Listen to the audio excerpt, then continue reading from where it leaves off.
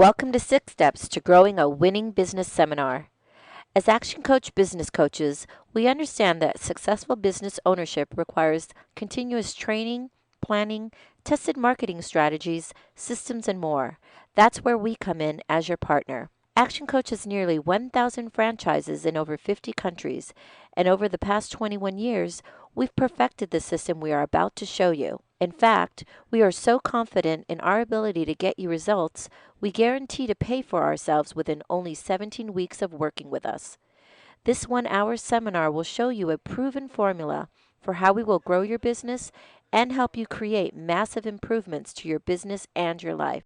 Your presenter today is the founder and chairman of Action Coach, Brad Sugars, the world's #1 business coach. Hi, everybody. Can I just start by finding out how many of you are business owners here in the room already? Where are the business owners? Can I just see a show of hands? Fantastic. Where are those of you who work for someone else? Where are you guys sitting? Fantastic. Good to see. Any business owners that wish you still worked for someone else? Any in that category in the room? It's like, I don't know what's worse, whether you laugh at that joke or whether you raise your hand. It's like, being in business is a tough gig sometimes. It's one of the loneliest jobs there is. So I want to first of all thank you for coming out and having a chat with us here today. Finding out about what business coaching is and how to grow your business. There's 6 steps to growing your business that we teach at Action Coach, and we find that by doing it this way, a systematic methodology, which by the way we've been doing now for 21 years with tens of thousands of companies in 53 countries. I started out a little bit more in my background. I started out in business at age 15. Anyone have a paper delivery route or sell a newspaper when you were a kid? Thank you. A couple of you did that. Well, that was my first business, and so here I was running the business. I had people delivering the papers, and it was only because it was so cold in the morning I didn't actually want to get up and deliver the newspapers. But ultimately, since then, we've owned and operated dozens of different companies, everything from magazine publishing to motorhomes and RVs, musical production companies. I started out as an accountant. Any accountants in the room? Thanks for admitting to that in public. It's not something you often want to do. See, being an accountant, guess what you learn? How to count other people's money. My job as a business coach is not about counting other people's money. It's about helping other people make a lot of money, helping you as business owners improve your business so you can work less and make more, which ultimately seems too good to be true. The reality would be it is too good to be true if we hadn't done it with tens of thousands of businesses around the world. So this system is not something that's based on theory. This is based on me. See, all I've done all my life is buy broken companies and fix them. Nowadays, I've written 15 books on how I do that. Nowadays, I've spoken in countries that I couldn't, I can't even speak the language, yet they translate for me. It's phenomenal. Our books are sold. I still remember getting people from Nigeria writing referrals about my books and stuff and thinking, well, that's phenomenal that we're helping businesses grow in all of these places. Just a little bit about how I started with this. You see, when I first started business coaching, it was because I found out why even further back than that, my customers in one of my businesses kept disappearing. Now, they were all business owners, and I was thinking, why are my customers not coming back and buying from me? So I started calling them, and guess what I found out? They weren't there anymore. They weren't even in business. Subsequently, what I've learned over the years is that 80% of businesses fail, and so many of them do it in the first year or 2 years, to the point where now it became my absolute passion and desire to change the way business operates, to change what happens. Because when you understand how many businesses go bankrupt on a day-to-day basis, how many business owners are struggling on a day-to-day basis, to even pay the wages of their staff, to make payroll each month, it's killing a lot of business people. And so that became my passion. And so for the last 20 years, I've traveled the world teaching people how to run their business, to the point where now we have governments paying us to help grow companies because we can get more jobs happening. These are the things we do, and it's why I love what I do. It's why I started this company, and it's probably why you're all here, because you started your business for a reason. I'm not sure what it was. Maybe it was a better lifestyle. Maybe it was to be your own boss. Maybe it was more money. Maybe to spend more time with your family. Whatever it is, let's take a look at how we actually do that. So building a business is pretty simple, but to do it we got to follow a simple set of 6 steps. So you ready to learn the 6 steps? Say yeah? Yeah. It's a very simple thing to do, but we got to start right here. What is a business? By definition, most people understand a business wrong. Most people think a business is like creating a job for yourself. It's not about you being busy. Business is not spelt with a Y.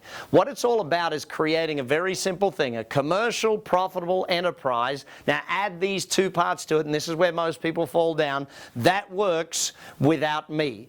If I've got to be there, it's no longer a business, it's a job for me. My goal is to create a business that works so I don't have to. See, the reason most business people, the reason you work so hard is that your business doesn't work, you do. Ultimately, if I said to you, how are you going to take another 4 weeks vacation? How are you going to do this? How are you going to set your business up so that it allows you to do that, so it allows you the freedom? Most business owners end up in the exact opposite scenario. They end up trapped by their business. They end up stuck in their business. They end up having to work harder than all of their employees for less money than their employees. And that's craziness in what we see. The way we teach it at Action Coach, the whole aim of this is to get the business to work so you don't have to. See, if I could reduce your hours each week, if I could cut back the number of hours that you are actually working, would that be a good thing? Yes or no? Yes. How much would you want to cut it back? And that's an interesting point. Do you know how many hours a day or week you actually want to work? Versus most business owners who, they just keep working as long as it takes, as long as it takes. They don't have a plan to get themselves out of it. That's the first thing I want you to understand. This system is a methodology to get it so the business works so you don't have to. And that's the ideal point behind it. So, let's take a look at the 6 steps. Each of these steps is very simple, but very, very powerful. We start down the bottom here, mastery. Well, mastery depends on which part of the world you're from. You pronounce it different ways. I say tomato, you say tomato, different things. You know, being an Australian, it's funny, my accent's understood in about half the world, and the rest of the world's going, what is he saying again? You know, but it's an interesting one. Being Australian, we understand that lifestyle is why you go into business. Building a business through the whole lifestyle aspect.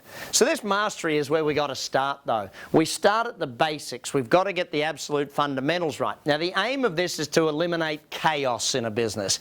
How many of you ever found that the business runs you, you don't run the business? Anyone in that scenario? Working too much, doing too many hours, doing that. You know, it's a point where we have to change that sort of thing.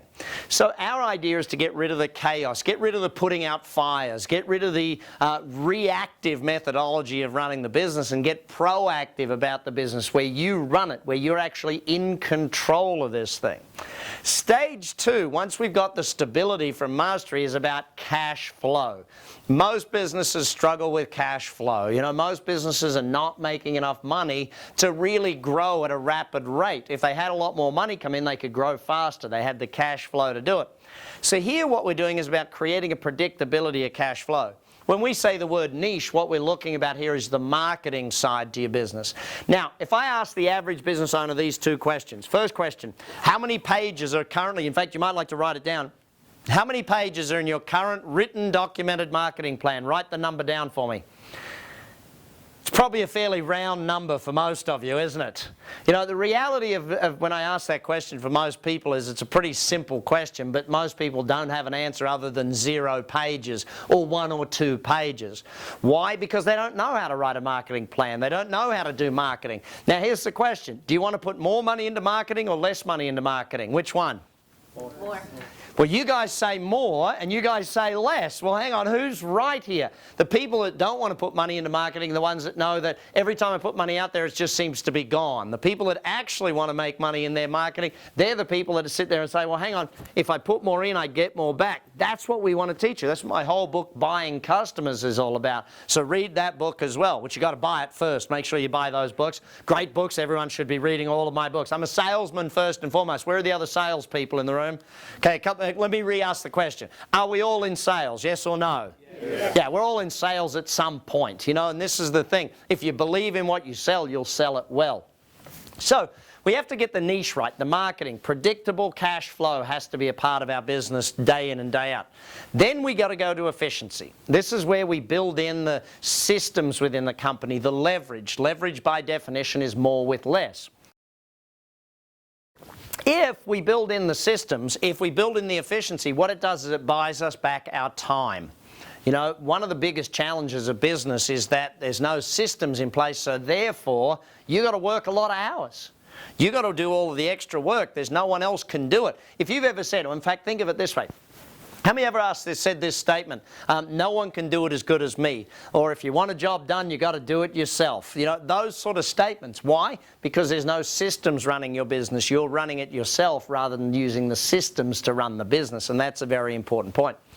Then we get to the team side of things. Now you've got to structure a team for the growth, for the future growth.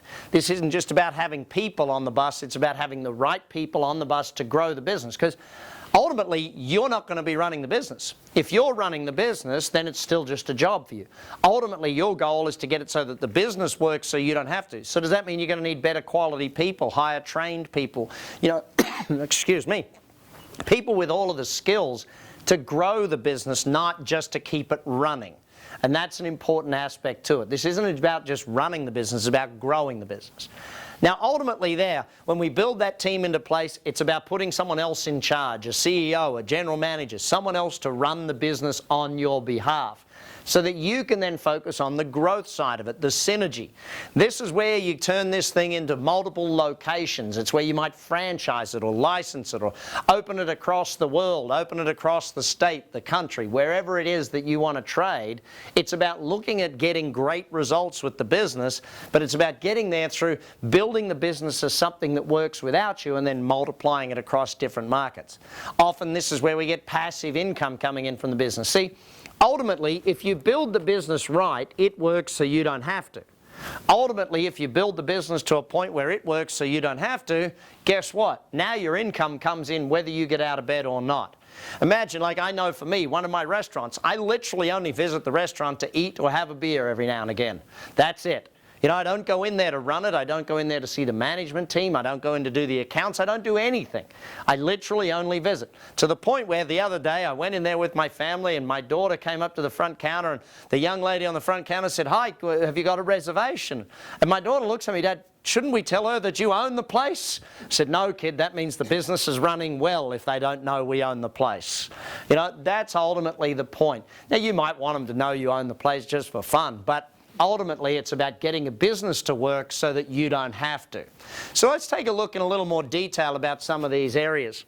Once the business has got to that point, it's now time for you to go and look at other businesses. And that's a whole other aspect. If you read my Billionaire in Training, it's about how to buy, build, and sell companies, about what to look for. You know, that's ultimately a different game for entrepreneurs to play. Sometimes, though, you've got to get the first one running first so that you can get to the second, so you can get to the third. Number one, destination mastery. Do you need to know where you're going in order to get there, yes or no? Yes. So if I ask the average business person, and I won't put anyone on the spot in this room, but if I was to ask the average business person, show me the goals of the business, show me the, you know, where it's going, what's the vision, what's the ultimate end point of the business, where are you going, what's the goals for the next 90 days, what are the budgets for the next quarter? If I was to ask the average business owner all of those questions, what would my answer be? See, the silence of all of you is exactly what the answer is in most cases. Because most people don't have a destination written down. You know what most people have, you know, when they first started in business, they were very excited and it was like, let's go and do this and achieve that and do all these wonderful things. Now we get to a point where most of them, you know what they actually care about? Can I just pay the bills this week?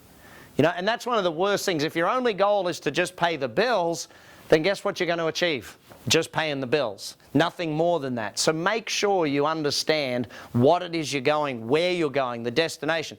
How much easier do you think it is by finding the destination if you have a coach sitting there with you, helping you decide where you're going to go, asking you the right questions about getting you there?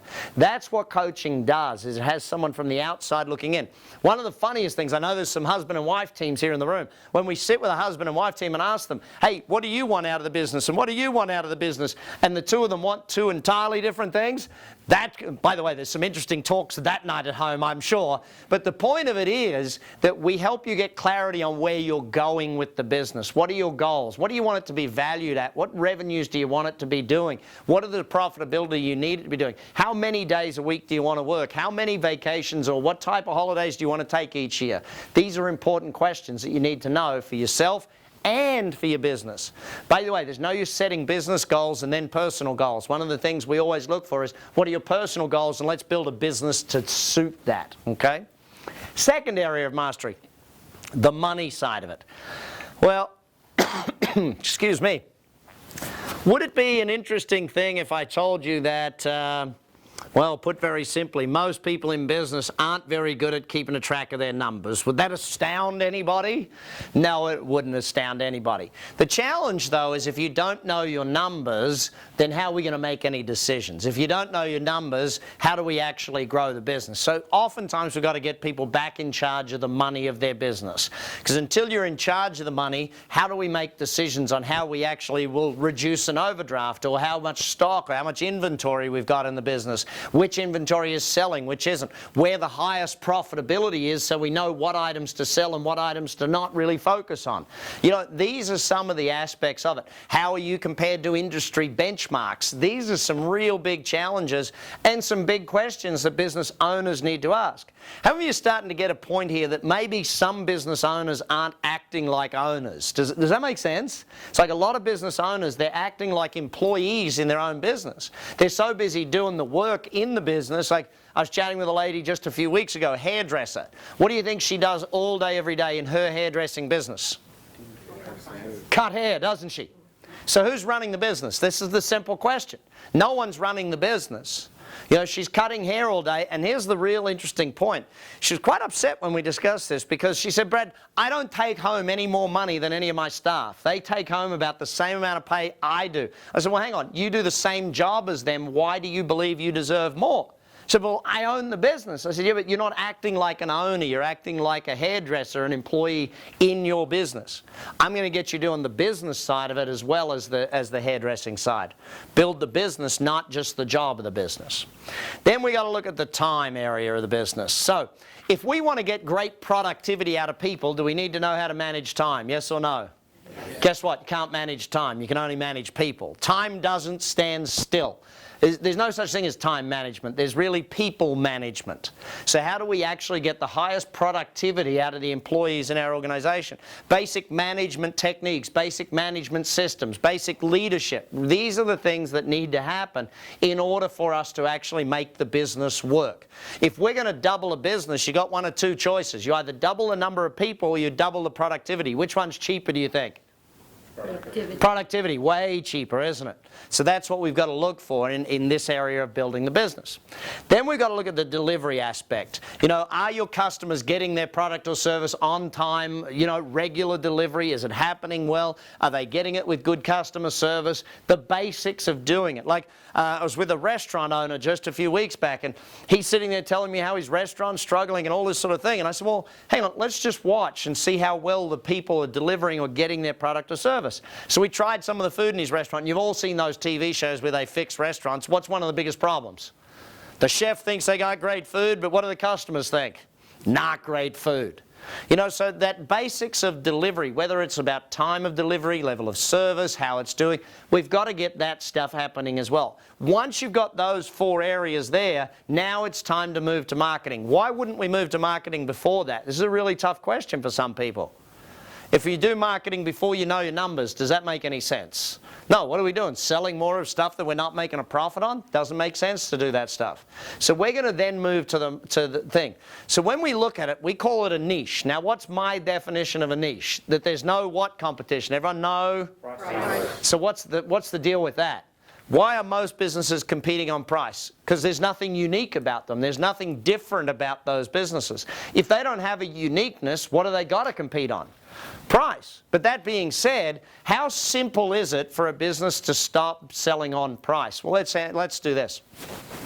Let's say you're calling someone to buy new tires for your car, okay? You call them up, want new tires for your car. What's the first question you're going to ask? What's the price for tires for this type of car?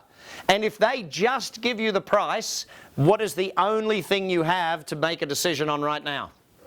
Price. So we've got to teach people how to not focus on price. We've got to teach salespeople. We've got to teach the marketers how to focus on value, how to focus on things. What's one of the fastest ways you can kill a business? It starts with D.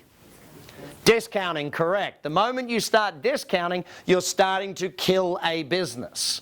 You know, too often, and especially in small to medium-sized companies, when they start thinking discounting, they start actually losing business hand over fist because, well, here's the thing. When you discount, what type of customer do you attract? Cheap. Someone that wants cheap prices. Will there always be another business that's willing to offer cheap prices, yes or no? Always going to happen. So our aim in the niche segment is now, how do we define a great set of customers? What are we looking for? And of course, we don't just want them to come in once, we want them to come back again and again. So this is where we have to look at how do we actually do that. So when I go in and start talking about growing a company, there's 3 areas that most people focus on with me. They say, Brad, you know, we need more customers. Brad, we need more revenues. Or Brad, we need more profitability. I'm going to show you a formula in a moment that shows you those 3 things are actually not important in a business. Why are they not important? Well, very simply, when you see the formula I'm about to teach you, they are just the end result of another 5 areas. And these 5 areas are the most important 5 areas in business. Yet, when I ask the average business owner what this formula looks like, they have no idea. So, if you haven't taken great notes to now, this one you want to really write down very well. My first book, Instant Cash Flow, had a whole bunch of information on this, but you've got to know this formula. So, the formula works like this. Number of leads. Leads is like prospects, potential customers. They could call your business, you could call them, they could come over the internet, they could walk into your store, however it is you communicate with customers. So number of prospects or leads. We then multiply that by your conversion rate. That is the percentage of those that could have bought to the percentage of those that actually do. So 10 people called your business today and only 2 of them made a purchase, your conversion rate's 2 out of 10 or 20%. Now, if you don't know those numbers, how do you improve them? Any sports fans in the room? How many stats do they keep in sport? All of the stats. Why do they want to know their numbers? How come? So they can get better. If you don't know your numbers, it's very hard to get better. So I ask you, how many of you in this room know how many leads came into your business last week? Like how many actual people called you, walked in, whatever they do in your business? Who knows that number and knows it accurately? Okay, see, that's the problem.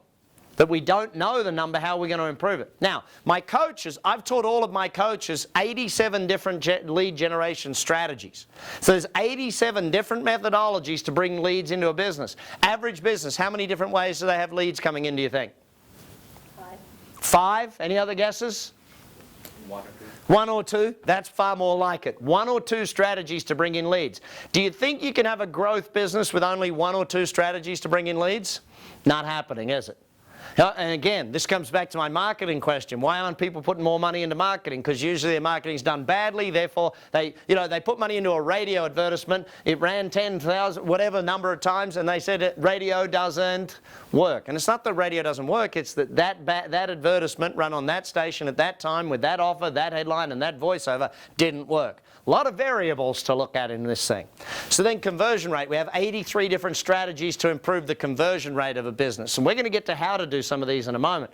But the point behind it is this. What you've got to look for in each and every one of these is, do you know the numbers and do you have a plan to improve them? You know, because when we start with you, one of the first things we're going to do is find out what are these numbers. And then we're going to say, okay, we're going to look at how much we have to improve them to hit your goals. Then we've got a plan. You see, you sit down and start thinking about it. If you know your numbers are here and they've got to get there, we can design a plan to actually make that happen for your business. So then we've got to look at number of transactions. Now this is about repeat business, how often a customer buys from you over and over again. Now some customers will come in once, you'll never ever see them again. Other customers will come in 10, 20 times a year. But this is about the average number of times the average customer comes in per year to buy from you. Now again, we've got to get them coming back more often. Then we've got the average dollar sale. You know, and we sit down and we look at it and we say, okay, what is the average sale in this scenario? How much are people actually spending? Now, some will spend 5, some 500, but what's the average is what we're looking for in this case. Again, let's develop a plan to change that. Then we've got the margins, okay? What is the profitability of this in this example? That's what we're looking for. Of course, we want to improve that. Now, if your revenues go up, will your profit margins go up? Yeah, because your cost coverage is already done.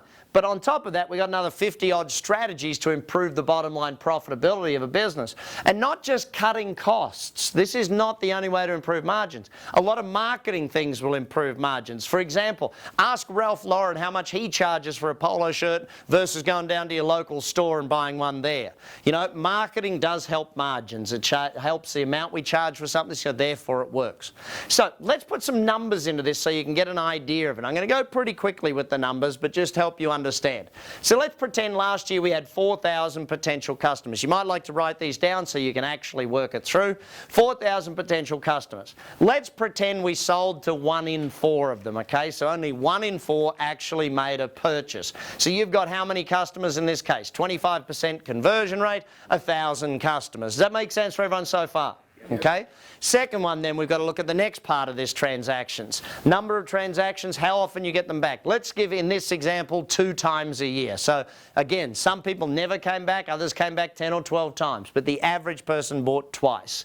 Then let's use the average sale and say it's 100. Just for ease of numbers sake, here's 100. So you've got 1,000 customers doing 2 transactions at 100 a time. So what's your revenue? 2,000 transactions at 100, 200,000 in revenue for this little business. So then we're going to do margins. I'm going to make it easy for you and just say, let's do 25% margins, okay? So it's easy math. So this business's profitability is 50 grand. Now, why do you see I've got those 3 numbers highlighted in red? The customers, the revenue, and the profitability. Why do you think I've highlighted those? The most important. The most important? Absolutely not. In fact, the exact opposite to that is the answer. They are the 3 least important ones. Why are they the least important numbers on that page? They're the outputs. They're the outputs. They're the result. Remember I said that a moment ago. They're the end result. The equal sign is in front of them. So the 5 numbers we actually need to know, the 5 numbers we actually want to work on are leads, conversion, transactions, average sale, and profit margins, okay? So these are the things that we've got to look at in a business. Now, at Action Coach, we have an advantage over most people because we have like 80 here, 70 odd strategies there, 60 odd strategies there, and another 50 odd strategies there. So all up 280 odd strategies to improve the bottom line to work with business. How many of those strategies most business owners know? Very few. Why? They're hairdressers. They're cutting hair all day. You know, they're not focused on this stuff. This is where we've got to get you to focus. But it takes the mastery area first, getting the basics done right. Then we move to the niche to take care of the cash flow. Just let's look at each of these areas if we could do a 10% increase in them. Now, most of the time we can grow your business a lot faster than you can grow it. Why do we have to go slower with our marketing than what you can do? 2 reasons. Number 1, cash. Does it take money to grow a business fast, yes or no? How many of you have had that problem where you've grown too fast and you started to run out of cash and you're like, hang on, we've got to slow down a bit because we can't put enough stock, or we can't hire enough people, or we can't open a new office, or you couldn't afford to grow at that speed. What's the second reason we have to grow a little slower for most companies? Think about it. Money and ability to deliver. See, the ability to deliver is another thing. If you get too many customers too fast, could that put you out of business just as fast? Yes or no? Your service levels go down, your reputation goes down, things don't happen the way they should. You know, it ends up being a problem. So sometimes we can grow a little faster. Most of the time we've got to go a bit slower in the beginning so that we can get you up to speed, and then we can grow real fast.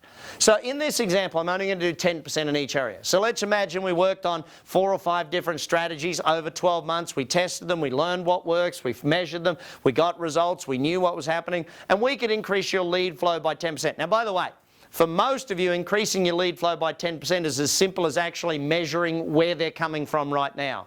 One client of mine, this guy spent a lot of money on marketing. He was about 80 grand a month.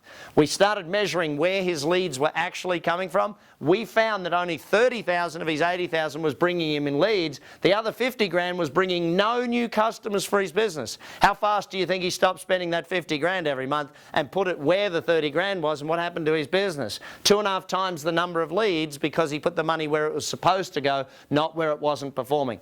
Measuring your numbers is real important. We've got to know them.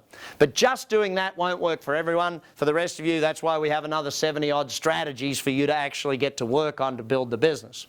So in this case, 4,000 becomes what, gang? Call it out for me. 4,400. Not a big increase, but it's very powerful. Let's work our way through. Then we've got to work your conversion rate.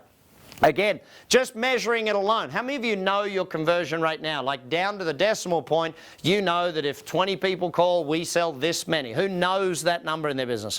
One or two of you, fantastic. The rest of you, you got a lot of room for growth if you don't know it, because whatever you guess it is, it's about half that, okay? Most of the time, in fact, I worked with one guy, a big electrical company, a big electrician, lots of vans out on the road with guys doing electrical work in all of these different places.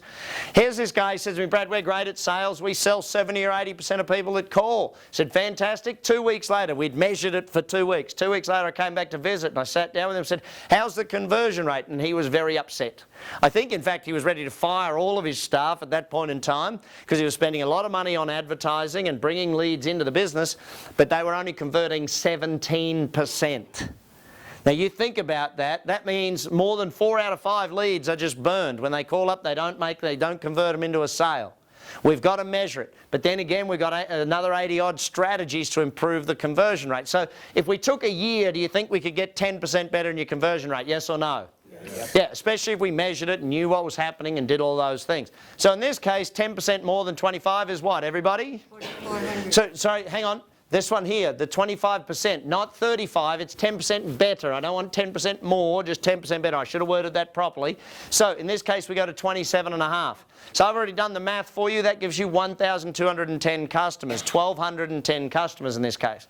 Then we're going to work on your repeat business. Now, simplest one of all of repeat business. How many of you, raise your hand if you've done this. Did every customer you've done business with in the last month even, just the last month, get sent a note that said, hey, thanks for buying from us, we really appreciate you buying? Who's done that?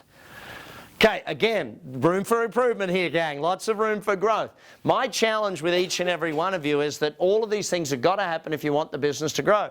Give you a simple example. One company sent me a beautiful thank you card. It was a restaurant. I ended up becoming their best customer because my waiter sent me a handwritten note saying, hey, thanks for buying from us. We really appreciate it. Love to see you back again soon. If you need another booking, please call me, your waiter, Phil. He became known to me as Lucky Phil because that guy got good tips. But the point of it is, what are you doing to get your past customers back? How many of your past customers have ever said to you, hey, I didn't know you sold that, or I didn't know you could do that? Lots of them. Why? Because they don't know what else to buy from you. In fact, how many of you at least have a database, a list of all of your past customers, their names and addresses and emails? There must be a bunch of you with that. Okay, great. Keep your hand up if you still write to them at least every 90 days and ask them to come back and buy more often. Keep your hand up if you do that. Okay, so most of you are not doing that. You've just spent all that money getting that new customer, getting them to come to you. Doesn't it make sense to know their name and address and get them to come back more often?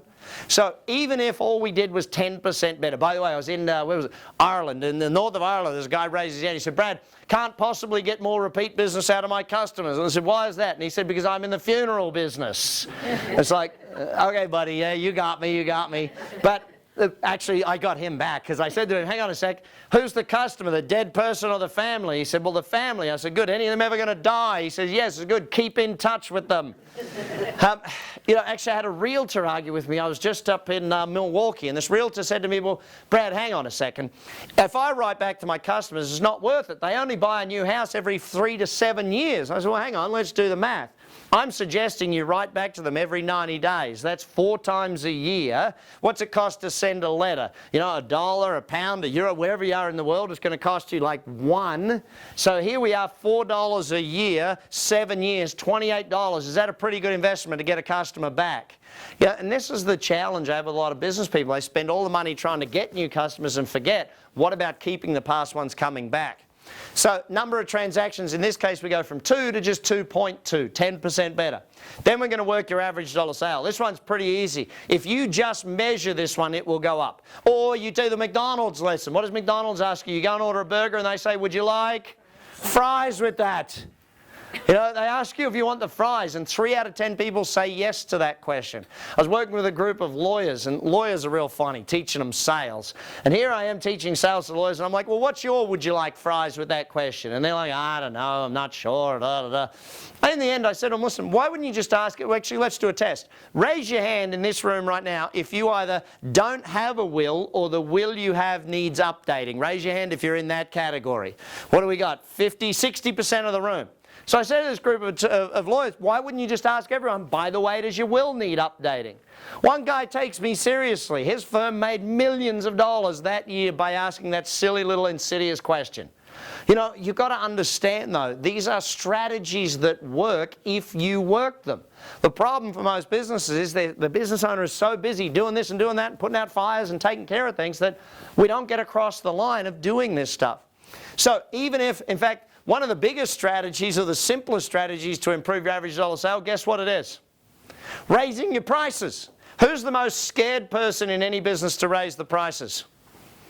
The owner. The owner's scared stiff about raising the prices. Why? Well, what if I lose a customer? Listen, the fact is that your customer's going to bitch and moan about your prices all day, every day anyway. To raise your prices. You know, most business owners, in fact, who's the most scared person in any business to raise their prices? The owner is always the most scared person. How come they think, oh, I'll lose a customer? Look, the reality of business is very few customers are solely focused on price. Most customers are focused on value. So we've got to look at that sort of thing. How can you add value to them rather than discount, rather than try and be the cheapest? How can you actually get good quality customers that'll buy long term? So in this case, we're going to work on your average sale. If any of those ones don't work, we've still got another 60-odd strategies to improve the average dollar sale in your business. So if over 12 months we work on this, do you think 10% increase is pretty reasonable, yes or no? Yeah, so we got 10% increase there. So of course what we've done is increase the revenues by 10%, haven't we? Yep. Haven't we? Yes. Thank you. No, tricked you. It's actually not 10%. It's 10% times 10% times 10% times 10%. That gives us a $292,820 in revenues in this business. That's a 46% increase in the revenue because of the multiplying factor in this example. See, and then we got to, and where are my accountants again? If we had a 46% increase in revenue, has profits gone up? Yes, they have. But let's pretend we had to use some of the other 50 strategies to improve the profit margin in this business, and that takes us just 10% better again, 27.5. Now we got a take home of $80,525.50. That's 61% improvement in the bottom line of the business. Actually, how many of you would like a 61% improvement in your bottom line in the next 12 months? Say yeah. Yeah. In fact, how many of you would like to have a bottom line in the next 12 months? Anyone in that category? You know, it's one of these things, gang, that when we sit down and look at it, if we're so busy cutting hair or whatever your business does, we don't work on this stuff. And by not working on it, we have the problems. Now, what if your business could do 15% in each area? Or up to 20%, or 10 in some areas, 15 or 20 in other areas? What would be the improvement in your business over the next 12 months? So can you understand how coaching pays for itself? See, at Action Coach, we're one of the only coaching companies in the world that A, we do business in 53 countries around the world, but B, not only that, we guarantee what we do, because we pay for ourselves by using these strategies. So that's what happens in your business when we do this stuff. Now, once we've got the niche worked out, then we've got to get to the systems, the leverage aspect of the business. Remember our definition of a business, a commercial, profitable enterprise. That's what the marketing does. Now when we get into this side, it's a commercial, profitable enterprise that works, okay? This is where the systems come into the business. We've actually now got to systemize. Why do we want to do systems, by the way, after marketing? Because systems cost money. If you don't have good marketing in place, you're not making enough money to pay for the systems to be developed. And also, you don't have enough volume to really need the systems in place in most cases. So, let's take a little look at systems. When we sit down and take a look at it, most of the time with systems, what we're thinking about is a very simple premise. System stands for, I'll get you all to read it out for me, everyone. Save yourself time, energy, and money. Save yourself time, energy, money. I fell in love with writing systems in a business back when I had a photocopy shops, and I thought, hang on, I'm working too hard. And I started writing systems, started documenting how things could be done. And not in any complex way. It's not like I was doing ISO 9000 or anything. I was just writing down how things should be done. I was taking pictures of how things should look, doing videos of how things should be done, audio taping how things should be said. And hey presto, I started developing systems. And what I really learned is that if you've got systems for things, A, does it take you less time to train someone when it's written down how to do it? Yes or no? Yes. Yeah. B, I'd stopped having to say things like, if you want the job done right, do it yourself. Because other people could do the job right, because guess what? They had a system to do it.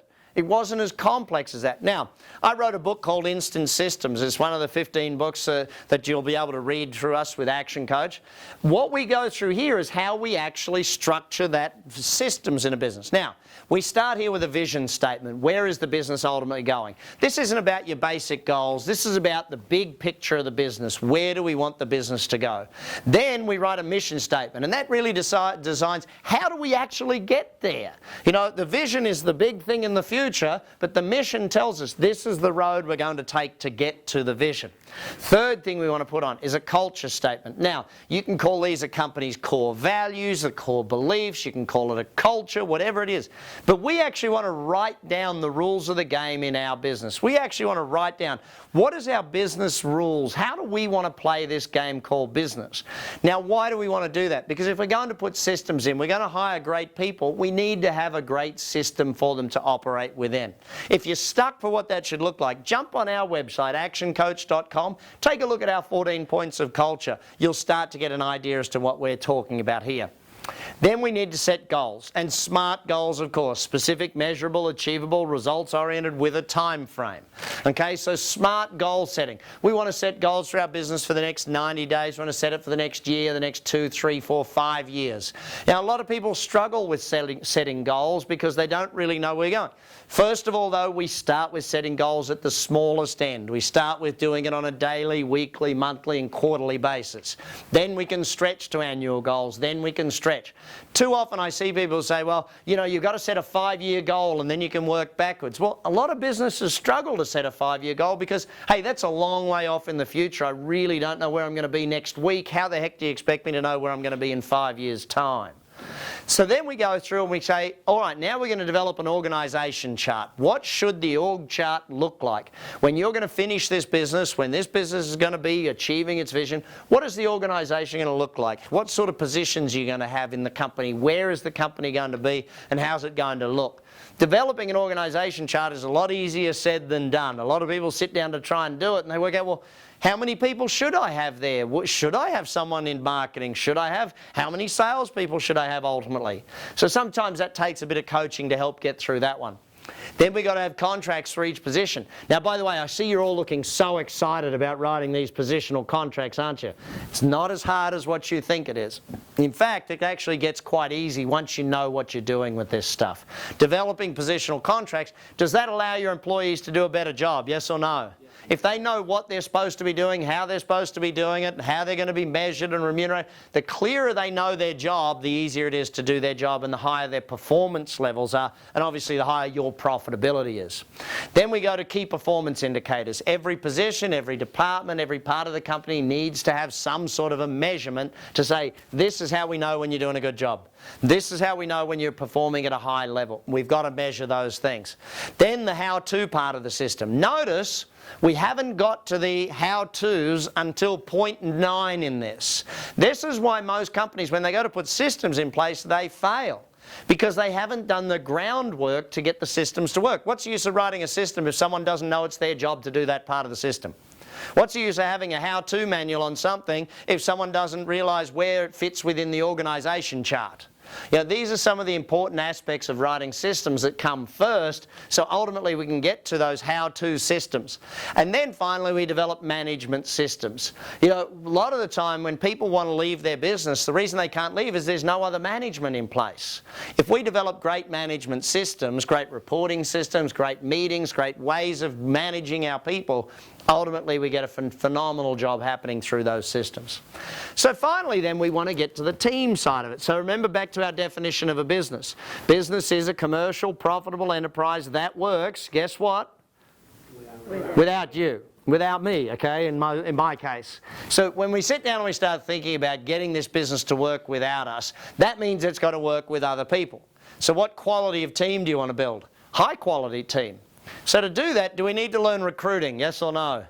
Yeah, we got to learn how to recruit the best people. And here's the funny thing about most people when it comes to recruiting. Most people just put a help wanted ad out there and they hope that the right people will actually come to it. That might have worked 20 years ago, it doesn't work today. Hiring and recruiting the greatest people is about understanding. See, back to my sports people again in the room.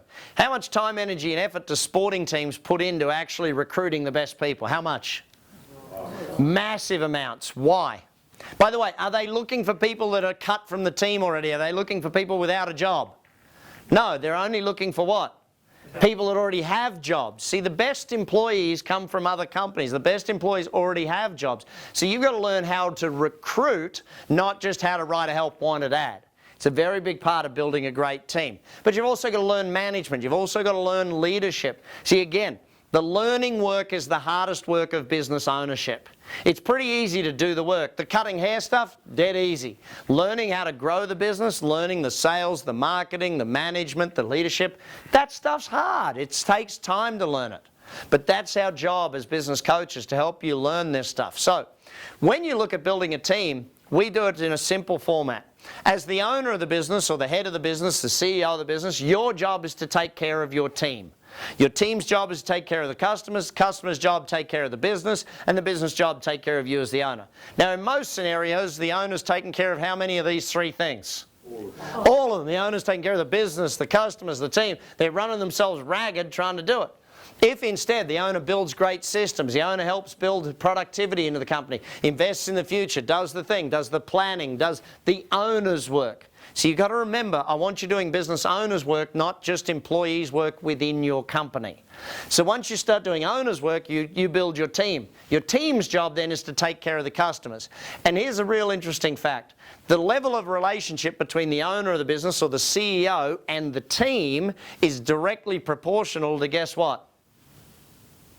The relationship between the team and the customers. If the relationship between the owner and the team's good, then the team will take care of the customers. If the customers are being taken care of by the team, guess what they'll take a lot of care of? The business, by coming back, spending more, referring more people, and doing a lot of business with you. So we've got to get it to that point. Ultimately, then that takes care of the owner. So team building is a major part of business success. Now, why do we do it after systems? Why do we do the basics first? Because we need the basics to be right before we do any marketing. Why do we then do marketing? Because we need money to pay for the systems. We also need the systems to make it more efficient before we go and hire more team, before we build the team. What's the use of building a team if you've got a lack of efficiency in the business? We want efficiency, we want a good system, and then we go and build a great team. Does that make sense to everyone so far? So then we go to the synergy and results part of this thing. This is where you start the duplication. This is where your freedom kicks in. This is where your personal growth, and you can get to do other opportunities and stuff. Up until here, where we get to team, what we're doing is buying back your time. We're making the extra money to hire the better people, to build the better system, so that you can actually work less. Most of you understand this it's very simple. If you had better systems and better people, would you be working less? Yes or no? Yes. You have better marketing, better systems, and better team, would you be making more money? Absolutely. If you've got better mastery, the basics of the business, are you having to put out less fires and being more proactive? See, the first part of working with a coach is fixing the basics of the business, this mastery aspect down here. Once you've got the basics fixed, then it's time to do the fun stuff, And sometimes fixing it will take a month or two. Sometimes it takes 6, 12, even 18 months to get a business fixed. It depends on how badly you've messed it up, I guess, determines how long it takes to do that. Now, ultimately, then we go to the niche, and that could take 3, 6, 12 months. It could even take 2 years to get the marketing stuff right. Depends on how good your marketing is today and where you're at with it today. But then we go on to the systemization. Again, another 3 to 6 months, depending upon where you're at. Maybe bigger if you're in a bigger business. And then we go to the team building. Again, another 3 to 6 months. It takes time to do this stuff. A lot of people think that, hey, I'm looking for the silver bullet in business. I'm looking for that one idea that's going to save the whole thing. The reality of business is that you don't double a business with one idea. One idea doesn't add 100%. But 100 ideas that add 1%, this is how you double a business. It's the small changes along the way. This little small change, this little small change, they add up to massive change within the business. So Richard Branson, probably one of the most famous entrepreneurs worldwide, the Virgin brands, all of these things, he said it very, very simply. And this is the thing, what if I teach you how to run one business, can you then go and buy another business and do it again? If I teach you how to run a business, you can run as many of them as you want. You can run bigger ones than the one you're currently running. You can add zeros and upgrade to a bigger business, a better business than the one you're in. But it's the learning of how to run the business that is what takes the time. The challenge is we didn't all have different jobs. We didn't have jobs in sales and marketing and all of these things to be trained by other people how to run our business. So we had to learn it along the way. One of my greatest mentors, Jim Rohn, and a very, very smart man. I was 16 years of age when I went to his first ever seminar, and pretty sure it changed the course of my life, in the Brisbane City Town Hall. And I was sitting there as a 16-year-old, probably the youngest person in the room, taking notes hand over fist. But the two things that he said that stood out to me most. Number one, he said, never wish your life were easier, wish that you were better. See, don't wish business was easier, become a better business person. You know, don't wish that this thing is going to change, because it's not. It's just going to get harder and harder if you keep going down the same road. The reality of business is that the reason businesses keep disappearing is that the owners don't keep learning how to change and grow with the way the market is. Is business getting easier or harder out there? Which one, gang? Harder. There's more and more people wanting to compete with you. The economy gets tougher and tougher. There's more red tape. There's often more taxes, all of this sort of stuff. That doesn't mean we shouldn't do it, though. It means we should learn how to do it better and how to do it more effectively. Second thing Jim Rohn said, work harder on yourself than you do on your job. Now I translate that to work harder on yourself than you do on your business. See, if you become a better business person, what all of a sudden happens? You build a better business. It's not rocket science, gang. This is a pretty easy way that we need to actually think about it. Building a business is not that hard if you know how. The challenge is how you're going to learn it. You're going to read all the books, or you're going to go and do courses. Most of you don't have the time for that. But do you have time to meet with a coach every week? Do you have time to have someone work with you every single week? For most of us, the answer is yes. You know, I put it very, very simply. Where you get to in 5 years' time depends on the people you meet, the books you read, and the action you take. If you want to do the best decision you can, make a big decision. Take a big step. But working through the 6 steps is a very clear, systematic methodology. You know what a lot of business owners find when I show them the 6 steps? For the first time, they now actually have a plan how to get their business to work without them. For the first time, they now actually know how to make the business work so they don't have to. That's ultimately the goal. That's where we want you to get to, and that's why I started Action Coach. Hopefully you'll join us, and hopefully you'll understand how powerful these systems are for growing your business. Thanks, everyone.